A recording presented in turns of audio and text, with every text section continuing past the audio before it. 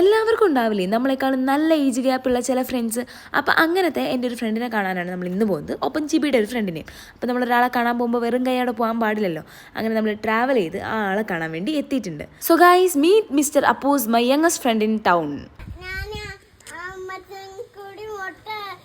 അപ്പോൾ ഇതാണ് നമ്മൾ പറഞ്ഞ ആ ഫ്രണ്ട്. എന്താ വെറൈറ്റി അല്ലേ?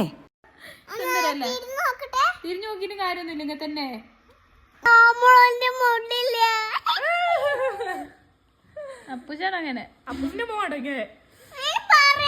ഇത് അച്ചുട്ടൻ, ജിബിയുടെ ഫ്രണ്ടും അപ്പൂസിന്റെ മാമനുമാണ്. അങ്ങനെയാണ് ഞങ്ങൾ തമ്മിൽ ഫ്രണ്ട്സ് ആയത്.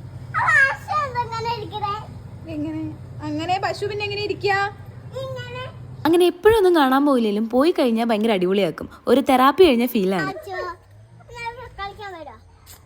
അച്ഛൻ ഞാൻ കൊണ്ടുപോവാ.